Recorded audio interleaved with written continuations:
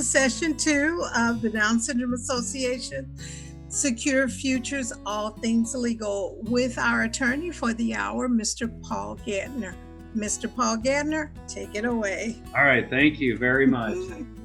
Feel free, if you have a question, obviously with a small group like we have, if you have a question anytime along the way, I'm going to plug through a lot of stuff. So if you want to save me for the end, that's okay too. This is myself. I work for a small firm in Sunset Hills called Amon Gantner and Capriano. I'm licensed in Missouri and Illinois. Charlie's licensed in California too. So I'll kind of reference both, since I know we at least have one of each here in terms of Missouri and Illinois, to the extent we can. And one thing I always want to point out to everybody is a man who procrastinates and is choosing will inevitably have his choice made for him. Yes. And so everybody always puts these things off. It's like, I know I need to do this. I know I need to do this. My family, like cousins and aunts and uncles and things that I only see once or twice a year, I can tell you for 12 years or more have every time said, hey, I got to come talk to you about doing my will. I got to do my trust. I got to do this. And 12 years later, they're still telling me that. So it's on the list, but some things are too important to just keep on the list. So again, we're going to talk about some things in addition to what we talked about last week, because all of these are being recorded, right? So if there's last week, anybody that was not able to make it can get that. But again, you create these documents not because I'm going to die someday and I got to say something, but because you have people or causes that you really care about, and that's why you do it. It's not just because you got to write something down on paper and you're done. So I'm going to talk about a couple of things that I didn't last week, including more details about wills and trusts and paying for long-term care. Obviously, it's a different time in America and in the world. We have every day, this is pre-2020 numbers. We don't have the 2020 numbers, but almost 7,500 Americans on an average would pass away. Obviously, that number is going to be way higher for 2020, and unfortunately, a lot of people go bankrupt even before they pass away due to overwhelming medical bills. And if they don't go broke because of that, their poor estate planning causes a lot of lawsuits, and whether it's wills or trusts, and that's what my goal is to help you avoid. The other thing is, think a little bit about yourselves. I know we spend a lot of times focusing, of course, on our kids in this scenario and for our group, but if you're approaching that retirement age, the reality is you should have a plan for your own long-term care costs as well. Because a current 65-year-old actually has a 70% chance of needing long-term care and a 40% chance of going into a nursing home. 20% will be there for at least 5 years. So think about the people you care about and think about your estate and what that would mean. Because long-term care costs are getting more and more expensive. It's over $100,000 a year for skilled nursing. And St. Louis area is kind of right on that national average number. If you get out in the rural areas, it might be a little bit less expensive. And obviously, we're in a different world of thinking about planning from the coronavirus perspective. And it is a very real danger, and healthy people become unhealthy or get put on a ventilator and can no longer care for the people that are dependent on them. And it's really important that you have a plan for that as well. I already chirped about my little family last time. We got some new pictures for us this time around. But again, when you think about planning, you think about those people that are dependent on you and that you love and care about, and make sure you have a plan about them. So I've got Audrey 6, Olivia just turned 5, and Lewis is 2. My wife Sally there as well. So one thing that I don't know if we have any veterans here, but I like to explain, or veteran family members. My grandpa was a World War II vet, and when I started doing this, he had been in a independent living for about 5 years. with my grandmother. And I said, "Did you guys ever look into if you could get any VA benefits?" And he said, "Oh no, I wasn't injured in the war. I never, got anything. I don't use the VA hospitals or VA prescription drugs. I just served a couple years during World War II, and that's it." And there's a benefit out there called non-service connected pension, commonly referred to as aid and attendance, and it's for people that served active duty and were discharged under honorable conditions, and they now need help with their activities of daily living. And it has nothing to do with their service. So it doesn't mean they got injured in the war or they have ear problems or they got Agent Orange. It's just he was 90 plus years old, World War II vet, and he needed help. And there are asset and income qualifications, and that's where sometimes you go to an accredited attorney like we are, or somewhere to help you. But we were able to get my grandma and grandpa over $2,000 a month from the VA for the rest of their lives, to help pay for the care that they were already receiving. Nothing else in their lives changed. So by the time my grandmother passed away, because there's also a benefit for surviving spouses of active duty veterans, it was over $140,000 worth of benefits to help them pay for care that they needed one way or the other. And so if you know a veteran, please let them know, that there might be benefits out there, and to talk to an accredited agent or an accredited attorney to look into that for them. Because otherwise they would have spent every cent they had and then had Medicaid put a lien on their house, and eventually would have, been out of everything. So it really, really helps. The other quick story I want to tell before I get into more of the details is, this is a picture of my mom and dad, and I'm the second of 7 kids. So we're all along the back line there, 6 boys, and then my only sister Laura there with the purple sweater, and then I have some sister-in-laws in the picture, and then my wife Sally, pregnant with our first Audrey, at the time. But the reason this picture is up here is because it's the last picture I have of my dad. My dad at 61 years old, about 2 weeks after this picture was taken, went to bed on a Thursday night expecting to go to work on Friday and didn't wake up. And my mom woke up with my dad dead next to her in the bed at 6 in the morning. Called me frantically, said, "Paul, I think your dad's dead. What do I do?" I said, "What?" He said, "I think dad's dead. He's cold. He's not moving. What do I do?" I said, "Did you call 911?" She goes, "No, should I?" I said, "Yeah, call 911. I'll be over there as soon as I can." I jumped in the car and got there, and the paramedics were already walking back down from the house, to the ambulance with an empty stretcher. And I said, "I guess there's nothing you could do." And they said, "No, I'm sorry." And I walked into a house where my mom is, frantically crying. My 2 youngest brothers were still in high school at the time, at home with not knowing what to do. And my dad's dead on his bed in the back room. And, until you go through that, you don't realize that you're totally unprepared for it. And, my mom, I made sure my parents did an estate plan and got some sort of planning together, but um, they signed everything and they felt really good. Like, I'm glad I have a son that does this. We're way ahead of the curve and all that. When my dad died unexpectedly, and my mom's sitting there looking through this binder full of documents, she said, "Paul, I'll be honest with you. What Um, is this? yeah, it all made sense while you were explaining it, but I have no idea what to do. I've never filed a tax return in my life. Dad always took care of that. We've been married for almost 40 years. She raised 7 children, the elementary school teachers, very smart, just, didn't do that part of it." She goes, "I don't know what utility bills are coming out of where. I don't know what income of his I get to keep. I don't even know who to call to tell his work that he's not coming into work today. I don't know what to do." And it's going through that helped me really realize that estate planning is not about signing your will or signing your trust or doing whatever before you die. You got to have a plan.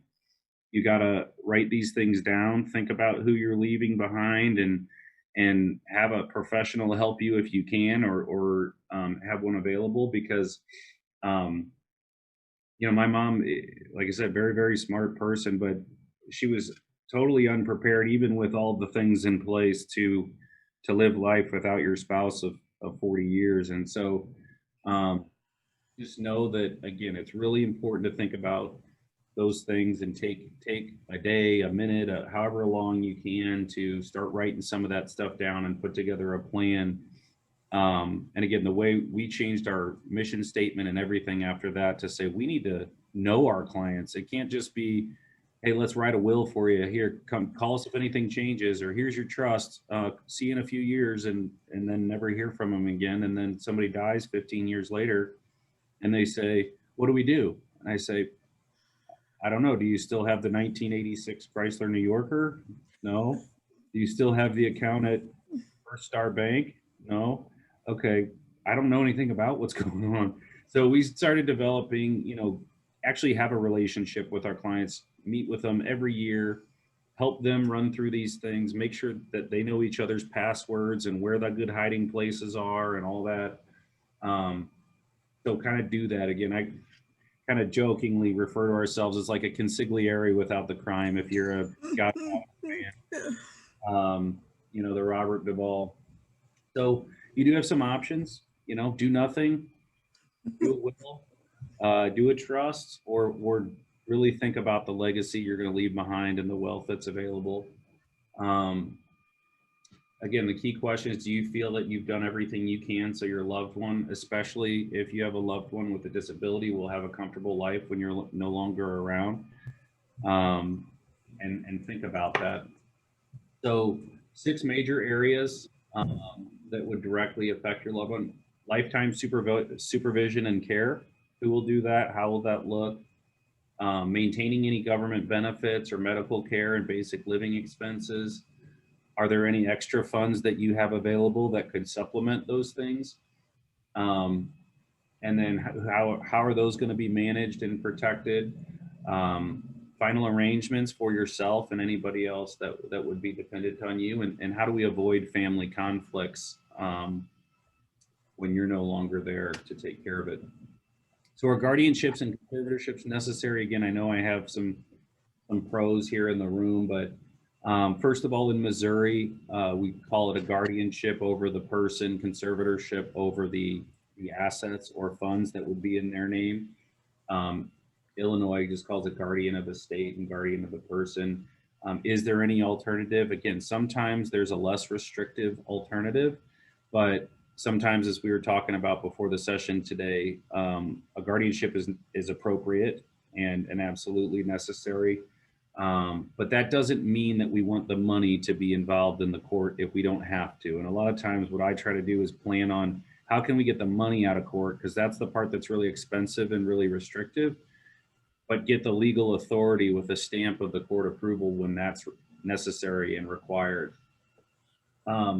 When you're thinking about who would be a good guardian, obviously, again, at this point, many times mom's the guardian or dad's the guardian or whatever.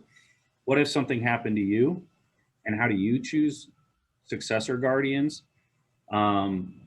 And sometimes look at parenting philosophies, look at religious beliefs. And again, I know we had one person on our call last week that her baby wasn't even born yet. So, having a plan for minor children, and then obviously in many cases when we have special needs, we have minor children, even when they become 18, will need a legal guardian. You still want to have paperwork in place that suggests who that person should be and should not be. So again, personal values, discipline styles, personality types. These are conversations you want to have and think about. Now, when I talk about these 4 types of guardians, sometimes there's a different form for it. And again, depends on the state that you're talking about. Sometimes it's just different scenarios that you need to think about and see if it's the same person. Sometimes it is, sometimes it's not. Have somebody around that could step in an emergency. If you went out on date night one night and had somebody, just watching your child for a night or whatever, and all of a sudden you get in a car accident and you aren't coming back for a few days, or something happens, is there anything that you can put in place and we do have some resources that we've used through guardianship journals and emergency contact forms and emergency legal authority forms that can step in with minimal disruptions until you can get the actual legal appointment from the court, where you'd have a permanent guardian, where you have the legal right to take permanent custody. Again, a lot of times we write that in our wills for our representative that we would choose to have that, and it could be the same person as your emergency guardian, but maybe not, because maybe this person lives in a different town and you wouldn't want to disrupt schedules for a short term. But if you're never coming back home, as opposed to you're in the hospital for a few days, then making a bigger switch to a more appropriate person somewhere else might make sense. Emergency healthcare guardian. Again, there's a bit emergency medical authorization forms that can be signed that would say, let's just say you were going on a vacation with your spouse for a week or a weekend, kid free or something like that, and whoever's taking care of your child or children, if something happened, would need to be able to talk to the nurses and doctors for just a short period of time. You can make temporary authorizations in those situations for emergency health care. And again, may or may not be the same person that you would appoint on the legal basis moving forward, but if it's just somebody watching on the short term. And then of course, when we have a guardian that needs to be appointed not only for a minor child, but once they reach the legal age of majority, we'll want to have that ongoing guardian. And again, that is still a position that you can make your recommendation to the court in both Missouri and Illinois. It is merely a recommendation, and they always have to take into account the best interests of the person for whom a guardian is being nominated. But it sure carries some weight if it's the current legal guardian saying, if I can't do it, I want this person to do it, and here's the order of how we do it. And again, I have a binder that is bigger than our legal documents binder on guardianship journal stuff about what medications are being taken and when and how, what foods can our children eat or not eat, what schools should they go to or not go to, and all of that is really helpful to anybody that you would leave behind. So not only is it good to have a guardian pick successors and think of the vital factors of who would make a good guardian. Think about the different scenarios that you might find yourself in. And again, sometimes there's an obvious legal form for that could be available. And sometimes it's more of a put together legal recommendation. Again, sometimes the forms transfer state lines and sometimes they don't. And then again, the guardianship journal even goes further than that. So estate planning for different generations is important too. When you first have a baby, I see this all the time. A lot of people get very, they're right on top of it, especially their first kid. They're like, I need to get a will, I need to nominate a guardian, and they, they get everything put together. And then they have another child and don't do anything, or 10 years, 15 years passes, and all of a sudden they realize, I named my parents as the legal guardian for my child, who now my parents are getting old, and that'd be a lot to put on there, and I need to update this stuff. And things change. And the other problem with us when we become new parents is usually money's pretty tight. And so putting a lot of time, money, and effort into planning for the worst case scenarios isn't always possible. But as you get older, you might have different options because you have different resources available. So at the very least, we talk about having a basic will when you have a family member, a loved one that you're the legal guardian for. And if you aren't there anymore, you want to name somebody. That's the will is where you do that. You can't privately deal your children in a trust or a payable on death beneficiary designation or something like that. But do know that a will doesn't avoid probate. A will directs probate. So that's again where I make the differentiation that if your goal is to avoid probate, then have a different plan for your money. But there's no better place to put a permanent, long-term, ongoing guardian nomination than in your will. So if you have an old will you haven't reviewed in a while, make sure you know very much who that person would be and whether that's still the appropriate person or not. Obviously, again, there's very little flexibility for how you leave the money to the people you care about. If you're going to protect government benefits, you do not want it to be outright in a will. And there are other options for that as well. So, why do people set up trusts? A trust is like setting up a tube of toothpaste for the people you care about. You can have a different tube for each person you care about. You put someone's hand on that tube, that's the trustee. Squeezing it out onto the person you care about's toothbrush, that's the beneficiary. And for what reasons or for what purposes is the toothpaste going to get squeezed? And only for those reasons or those purposes is the trustee supposed to do that. And everything that stays in the tube of toothpaste, what are we protecting for? Is it for protection of government benefits? Is it protection if our beneficiary gets sued? Or is it protection from them spending it all? Um, there are a lot of statistics about the average inheritance lasting about 18 months from the time it goes to somebody till it's totally gone.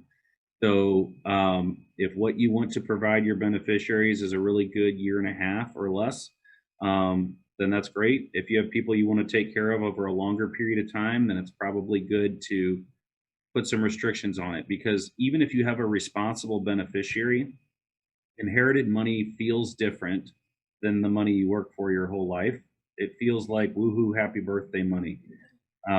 Even if you have plenty of money on your own and you inherit a little bit from mom or dad or uncle or aunt or grandparents or whoever, that money feels like, all right, I can finally buy that boat I always wanted to buy, or something that will just make it evaporate without a plan. So again, when we have special needs children, a child, um, we definitely want to use some provisions that would prevent the loss of government benefits, and use all the money, even if it's $1 million, use that to supplement what we can always get in terms of health insurance and income on an ongoing basis.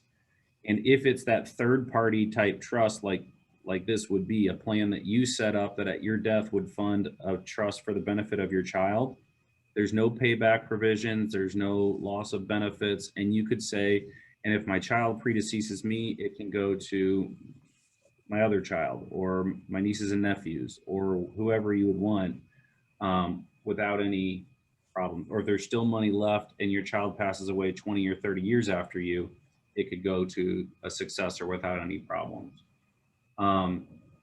So again, we want to deal not only with guardianships and getting power to take care of issues that deal with the welfare of your child, we also want to look at estate planning concerns that could impact you.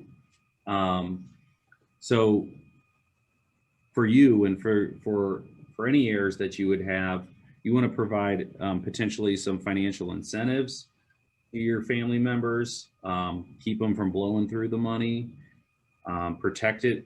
Nobody wants half their money to go away in a divorce and go to new family instead of your own kids or your own loved ones. Disability protection and creditors, con artists, and lawsuits. So there's a lot of things you can think about. So I'm just going to hit kind of quickly some of the biggest mistakes. Not avoiding probate. Again, one of my favorite lines is, a will does not avoid probate, it directs probate, which means a will doesn't mean anything anywhere in the world except probate court. So people are surprised that they can't just take their will that says everything goes to my son and walk it into Bank of America and say, see, set this up and send it to my kid. They'll say, oh, I just need you to get letter testamentary. And they'll tell you that like you're picking up a dozen eggs from the grocery store. But what they're telling you is you got to go to probate court, and it's going to take a lot of time and a lot of money to get through that. Again,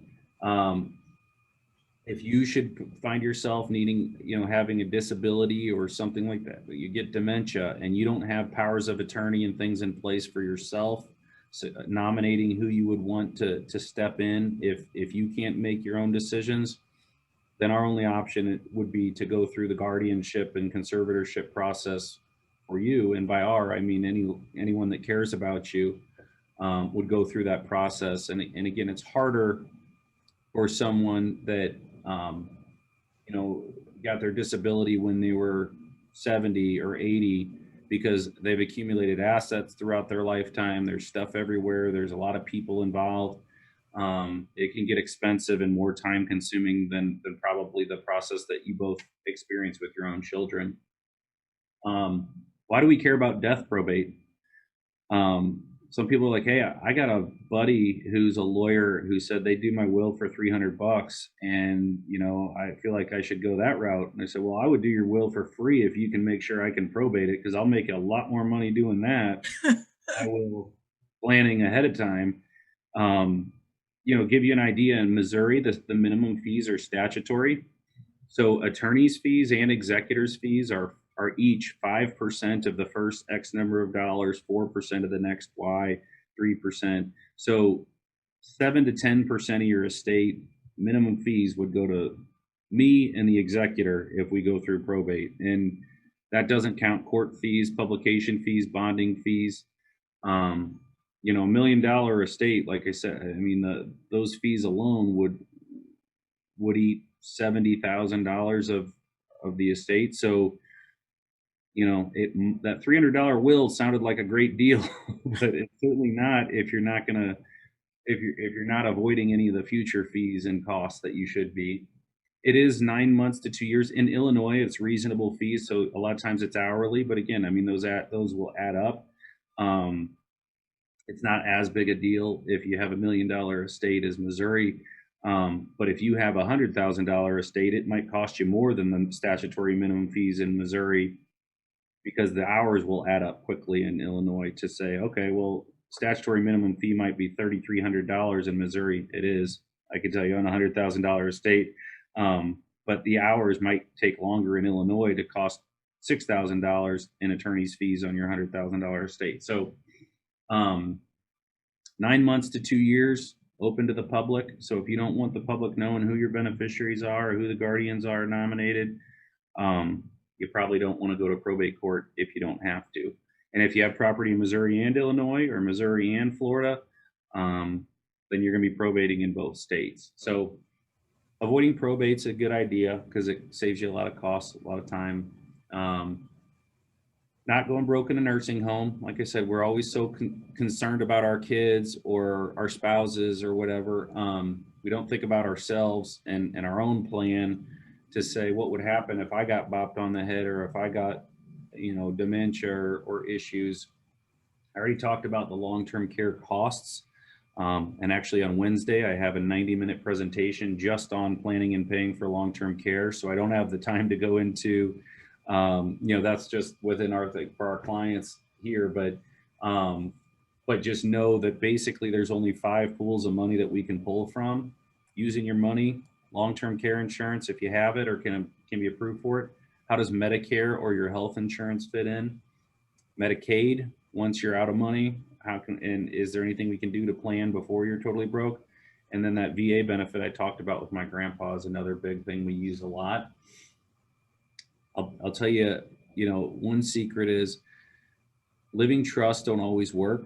And part of the reason, that's not to say they're not worth doing. We do them all day, every day. Most of our clients use trusts of some sort, but why they don't work is when they're done elsewhere. They aren't done for the right reasons. It's just simply to avoid probate, and they don't plan or think about long-term care costs or how people are inheriting the money and protecting it for them. And the other reason is nothing that they own is ever moved into the trust. So people will have this trust document that says all these great rules. Maybe it's even the greatest trust that's ever been written, and you spent a ton of money on it, but nobody ever went and changed your life insurance beneficiary to the trust, or changed your bank accounts payable to the trust, or your car, or put your house in the trust, or should your IRAs go to the trust or not, and how does that work? All of that is called funding. So if you have a trust to protect assets for people you care about, i.e. your kids, and you haven't put all the assets you own, or you've gotten new assets since then and haven't funded the trust, then you really haven't done anything at all. And that's really important. So typical trusts, like I said, do a lot of really good things. Avoid probate, which is great. Minimize taxes, maybe provide some protections on trusts and for divorces and creditors. What if your spouse gets remarried? You know, what if you died soon? Um, your spouse got married, lived for another 20 years, and you know, married somebody 10 years younger or whatever, or they outlive your spouse, and they left all their money to their spouse instead of your kids, and all the money goes to new family instead of your children. um, it happens all the time, you know. Or if you're in a blended family situation, what happens if the one spouse dies and the surviving spouse leaves it all to their kids and not the other kids? And so um, having plans for that, having plans for income tax and retirement benefits. How are you going to inherit that? A big change just came with the Secure Act starting last year, that you can't inherit an IRA and spread it out over your life expectancy in most circumstances now. That's not true. If you have a child with disabilities, then you can they can take it out over their life expectancy, and we can have a special needs trust set up. But anybody else, other than your spouse, would have to take it out over 10 years. So again, think about what your IRAs are, and that really reduces the time that you can spread out the income tax. You want to avoid family fights and provide a way to pass on family values and experiences.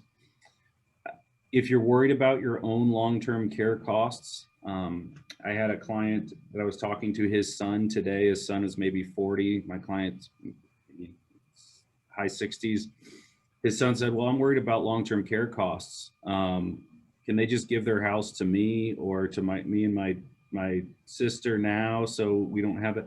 Well, there's all sorts of tax problems with doing that from a capital gains perspective. It's not your principal residence. You won't get an adjustment at dad's death. Not the best way to do this, but you can do planning like that through irrevocable trust, through other things that might make sense if you are concerned about long-term care costs of mom or dad or whatever might be going on. Planning mistake number 3 is not thinking about that tube of toothpaste for each beneficiary that you leave money to. So again, maybe it's that we're worried about losing government benefits, but maybe it's just they'll spend it too fast, or maybe it's that they'll be taken advantage of, or maybe they just never filed tax returns or owe Discover Card a bunch of money, and you don't want your money to just go to pay off those things. You should have a plan for that, because that is true. I mean, parents are worried about their kids getting taken advantage of if they have access to money or you know, creditors or lawsuits.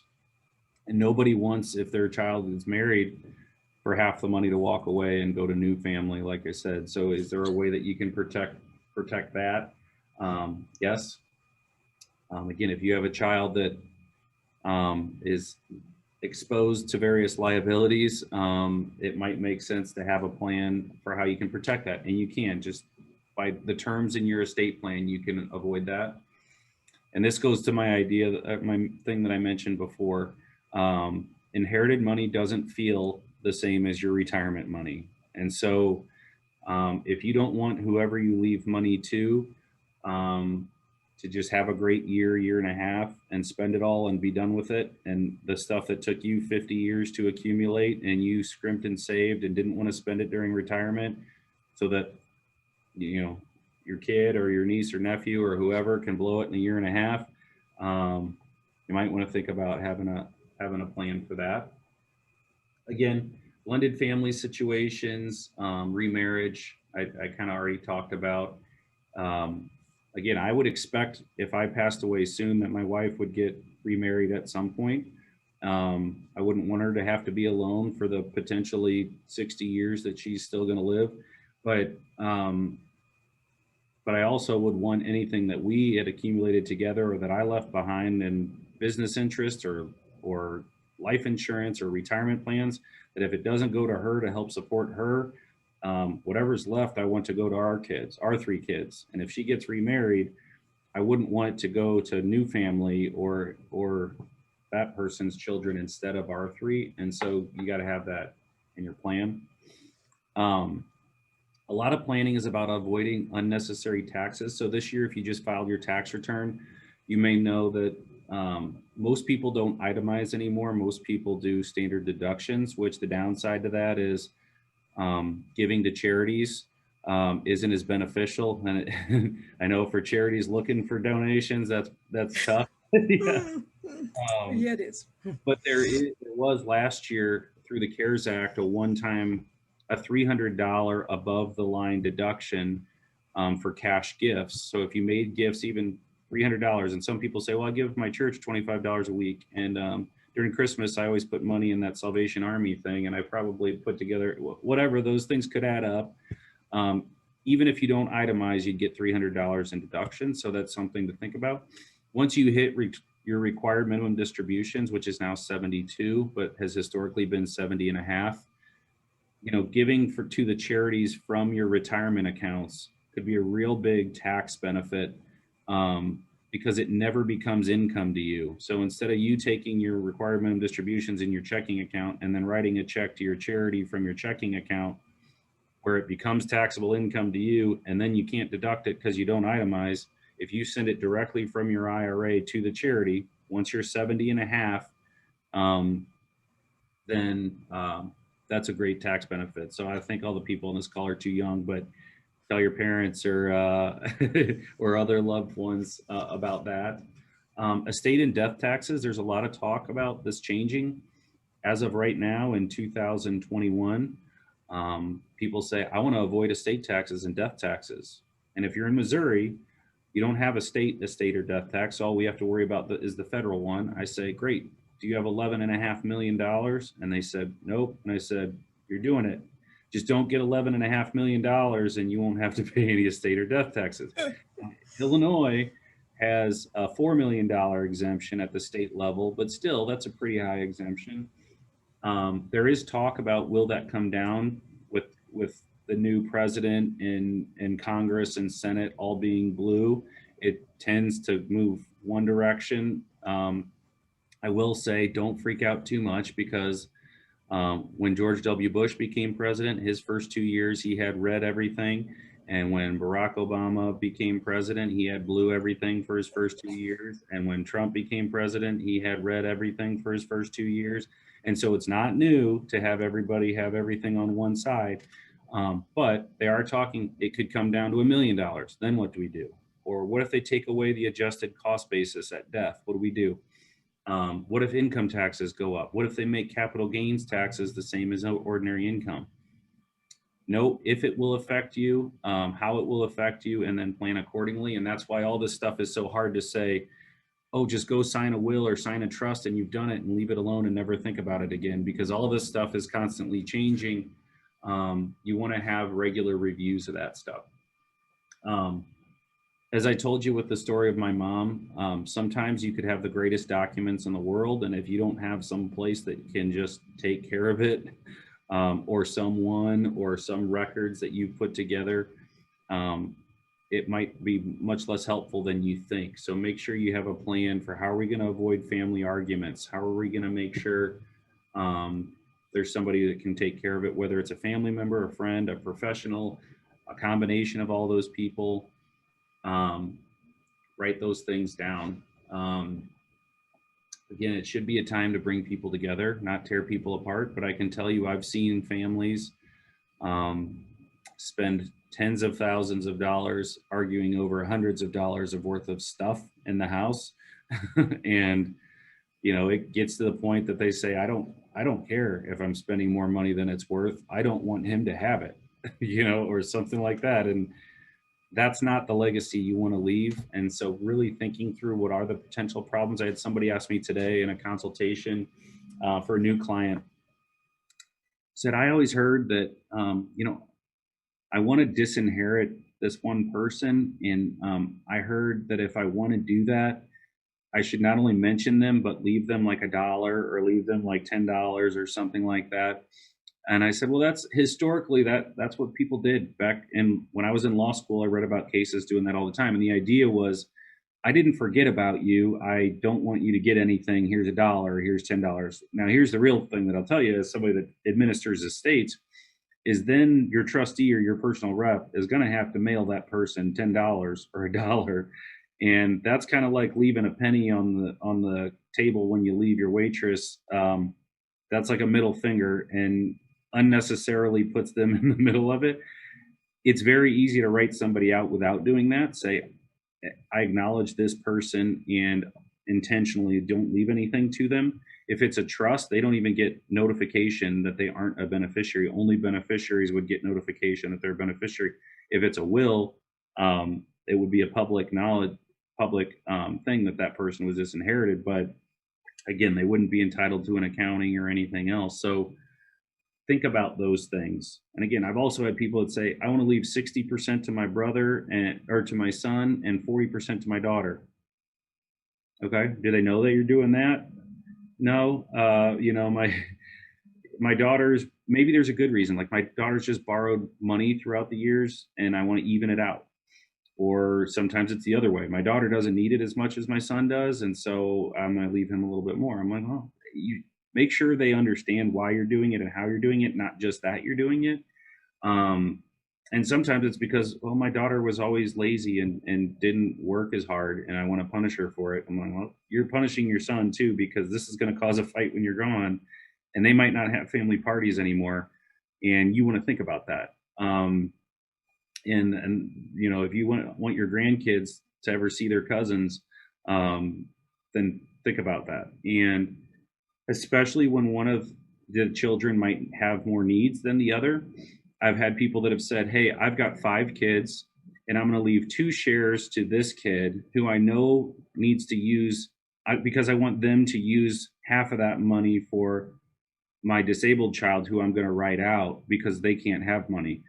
Well, don't do it that way. If you want all your children to be equally, then leave it appropriately for each child's circumstance. And if you have a child who might be on government benefits that you don't want to get kicked off, then leave it to them in a supplemental needs trust where you can put the child you were going to give 2 shares in charge of that share for their benefit. Because if you just leave it to that child you were going to leave in charge and then they get divorced or get sued or borrow it for their kids' tuition, but they're always going to pay it back or what, there's no legal requirement that they do that. And I unfortunately see all the time that happens and it causes a lot of strife. So just do what you want to have happen instead of these kind of back alley deals that people tend to work out. And then spend some time on your life experiences and wisdom. Like I said, when you have a child that's going to require care by somebody else that's not as good as you, take some time to write down, I can't leave my kids for a night out without a list of instructions for my mom or my mother-in-law or whoever about this is when they go to bed, this is what they'll eat, all these kinds of things. And yet on a legal guardianship, when I die and never come back home, the only thing the guardian will receive is this will that says, looks like he picked you. Without anything else, that's not going to be really helpful for whoever you would choose behind. So again, I encourage you to start writing down who are the doctors, what schools do you want to use, what are your long-term plans, what are the care, all that stuff is really important. So these are the biggest things. Again, I want to try to keep it on point, but major client concerns, avoid government taxes, fees when possible. Pass on values and life lessons without your legacy being family fighting. Because we all probably know somebody that can't talk to their family anymore because somebody died and left up an explosion, and now they don't see that side of the family anymore. And then protecting your whys, the people you care about, the causes you care about. What would happen if you needed long-term care? What would happen if your spouse needed long-term care? What would happen if you suddenly became single because your spouse died, or vice versa? And then who are the people that you're both going to leave behind? And do we have minors? Do we have people who are incapacitated or disabled? Do we have people that would just spend it too fast? Do we have people that were worried about divorces or creditors? And think of a plan for each person, because it's really easy to tailor if you know that. So knowledge is not enough. I always love to praise people that use groups like this or anything to get more knowledge and learn something about it, because you're already in the top, 5% of people out there to just know what you don't know. But knowledge isn't enough. You should take action. Know that traditional planning, I know this before I started doing this all day, every day, I thought I just got to sign a will. All wills are the same, right? And so it's really just a commodity. I'm going to Google what's the cheapest will in St. Louis, and sign that before I die. And I'll tell you, it's $29.99, at least that last check, willing.com. Print that out. And, obviously that's not doing what your family needs you to do in terms of looking at everything that impacts their family and what do you want to leave behind. Cheap estate plans fail because the documents are crappy. I literally had somebody say, "Oh, I went to this seminar and these financial advisors were saying they use this this e-planning that uses attorneys out of Nevada, and they use Nevada wills and Nevada trusts for all their clients, even the ones in Missouri and Illinois and everything." He said, "Well, that would be a red flag for me if they think," and they say, and all their funding can be done in 90 minutes. And they're downplaying the importance of having an estate plan because they want to manage your money and say, well, I'll save you this money on doing this, and totally screwing you on the importance of what happens if you die or become disabled. Because these are all things that we see a lot bigger issues. Not getting updates. Again, talked to another client today that said, I need to come talk to you. I did my planning like you were saying about right when my kids were born. We didn't have much money. We just did a quick dirty plan, and now it's been like 13 or 14 years and I haven't even looked at it, and I know I need to update it, and time to do that. And again, yes, what a legacy wealth plan would do is protect everything you have for your lives and the people that are dependent on you for all of their lives, and then figure out who you want to leave it to, how and when, and then have somebody that you can always call on to protect your whys and help you realize them. So I'm a visual person. I think I did this last time for us too, is I just like to say, like, okay, if I wanted to talk to you guys about it, what would that look like? We ask anybody, even my cousins or family members that say, hey, I want to do something, what do I do? I would shoot them tell them, come to a webinar where you can learn what planning is and what it isn't. And then if it makes sense for you to talk to somebody, then you can schedule an appointment. And so the next step would be set up a personal consultation. And again, we will do them for free with this group too, to figure out 60 to 90 minutes. What should you do? What would it look like? How much would it cost? Why and how? Jackie Capriano is my partner, who I showed a picture of at the beginning. She does most of those initial consultations. She's really, really good. And the reason we do that is because I want you to meet everybody that you would be working with. There's 4 attorneys and like 13 staff. So you get to see me again. Don't worry. I do step number 4 for all of our clients, where we do a risk assessment and asset alignment, and we'll look at, what does your insurance look like? What do your investments look like? What is your goals? How long is it going to last in your retirement? How long would it last for your child if we're going to spend it out over time? But we kind of run through this process. And again, it's not a one and done thing. It's at least 5 meetings. It's an investment of time as much or more than money. But if you're going to do it right, that's the way I would do it. As far as estate planning, as I said, the number one reason people don't plan is procrastination. They'll get to it one day. Don't let that be you, again, whether it's with us or anybody else. The second reason is it's really hard to know all this stuff. And again, I know in both of these 1-hour sessions, I have just thrown so much stuff out there. It's like trying to drink from a fire hose, but it's because I want to highlight some of the biggest things, and then you can dive deeper in the things that really mean something to you. Think about how you're going to be remembered too. You can leave behind planning that works, and a lot of people leave behind a lot more expenses and hassle than they need to. So that's why you should do it. If you haven't done it, or it's been a while since you've reviewed anything, definitely do that. The most important part of your plan, is sitting down with your spouse if you're married, figure out what's the most important part of the planning for you, and making sure it's included in your plan. And again, I bet you dollars to donuts that it is your child or children that is the most important thing. So make sure you've done everything that you can possibly do to make sure they're taken care of. If you should ever die or become disabled, you get what you pay for. Again, when people ask, well, how much does it cost? Well, we can kind of go through that once we figure it out. But if it sounds too good to be true, it is. Again, that person said, my friend who doesn't do estate planning took a class in 1978 and said he could draft me a will because I told him my situation's real simple. Which, by the way, 95% of people you talk to, situation's real simple until you talk to them. But that person paying $300 to that attorney to do it rather than the $29.99 will they could print off the internet is probably getting ripped off more than anybody else, because if you're going to do it that bad, you might as well go all the way. But do work with somebody that you could get a upfront, ask good questions, listens, somebody you're comfortable with. Again, I like flat fee quotes.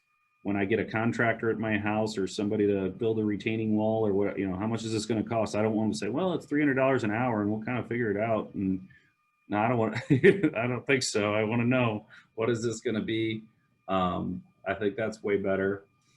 And again, total protection would mean protection from incapacity, probate, taxes, divorces, remarriage, creditors. What if things change? They will.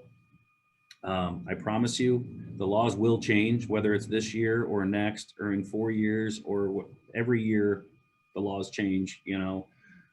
Things in your life are going to change probably every year. New strategies are going to happen probably every year. That's why I think it's important to have that long-term relationship. And we have something we call the Your Life Matters program that is an option, but don't do this. Again, when it comes to your kids, when it comes to your family, there's no greater wealth than peace of mind. So again, whatever your planning is, make sure that you have a plan. I don't know if Logan's on the call and wants to mention anything that I didn't mention. Oh yeah, I'm here, but yeah, you got pretty much everything there. Obviously, thanks everyone for taking some time tonight and listening to something that's a scary topic, and obviously a lot of times we like to push off, but our goal is always just to get some education. And thank you, Makini, for allowing us to do both these events last week and this week, and hopefully later this year we can put on some other stuff based on feedback and what everyone wants to hear about. Mention that where you came from in this group, because we'll give you 25% off anything that we would do for you. Just whatever the dollar amount is, take 25% off just because of the coming from this group. So we really appreciate it. And anytime we can be a resource to, feel free to reach out and we'll try to point you in the right direction.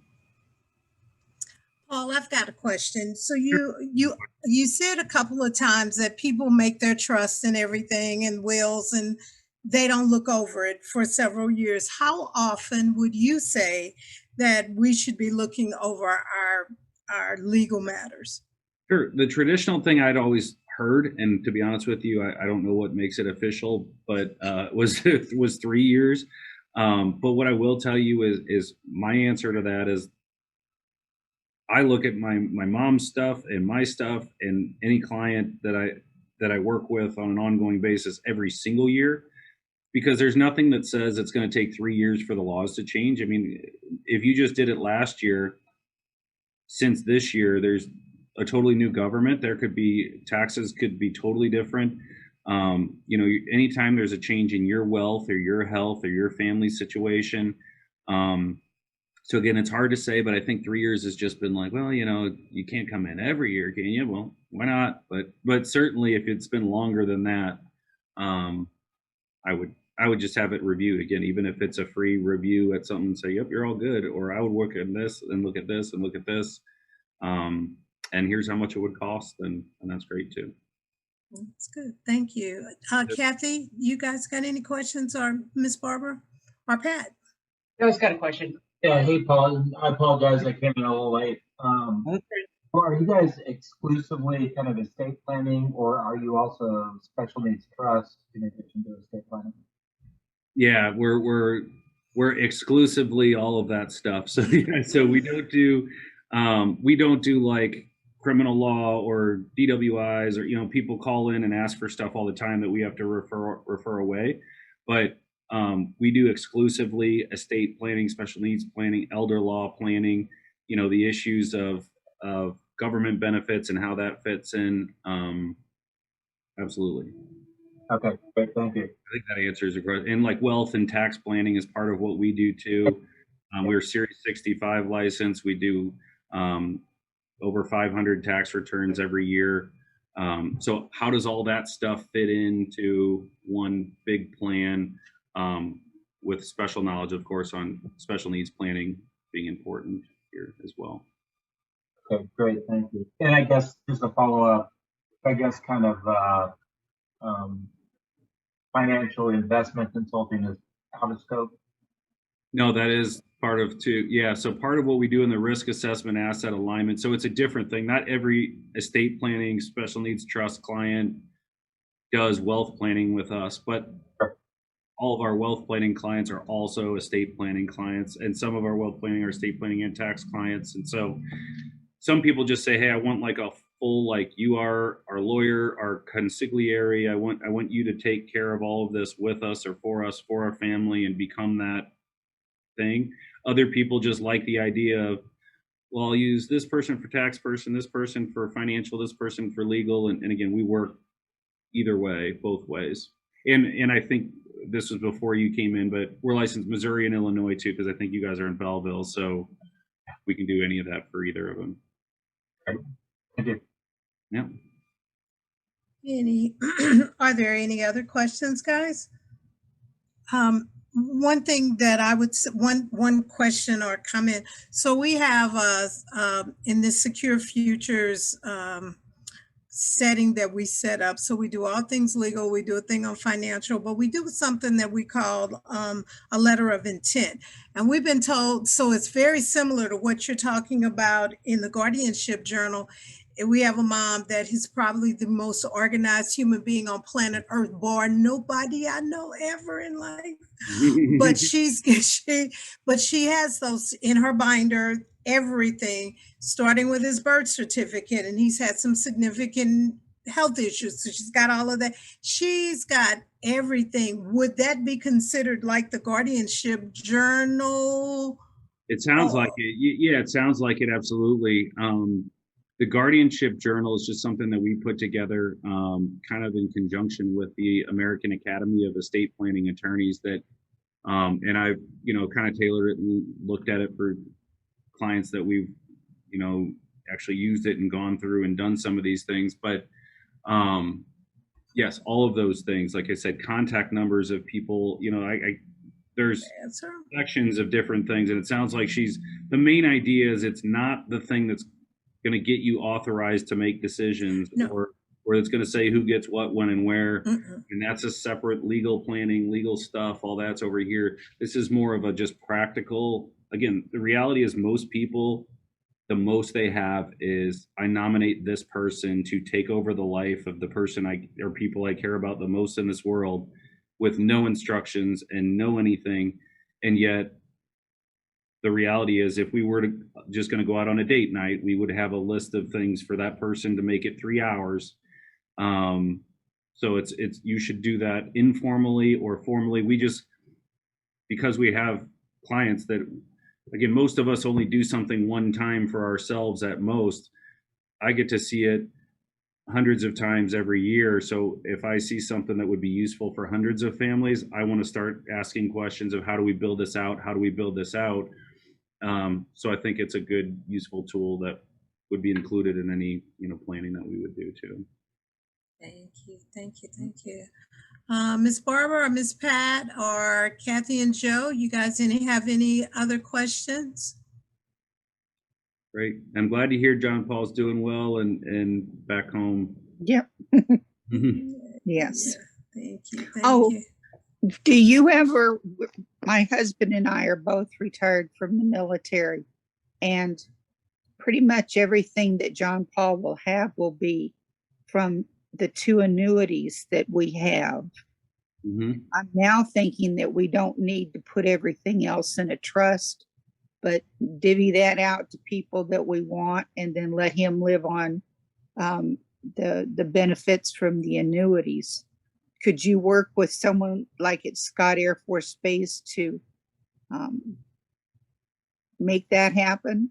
Yeah, we would do, so we want to make sure whatever income's going to get thrown to him is also not going to affect any other benefits and things that he's getting, which I Well, think see, he doesn't get Medicaid. He gets Medicare through me, right. and then he gets TRICARE for the rest of his life. So And he's not getting any SSI. he does because his father's retired, and he gets half of that. So he gets it under his. He gets a quarter of that now, and then when his father dies, he gets half of that. So I don't mean to brag, but from day one, we've tried to take care of him and leave the government out of everything. And I'd like for him to go to what is called a down home ranch in Texas. And it's a ranch where people do stuff and they grow old together. And he's going to go to camp there this summer, so we would see if he likes it or not.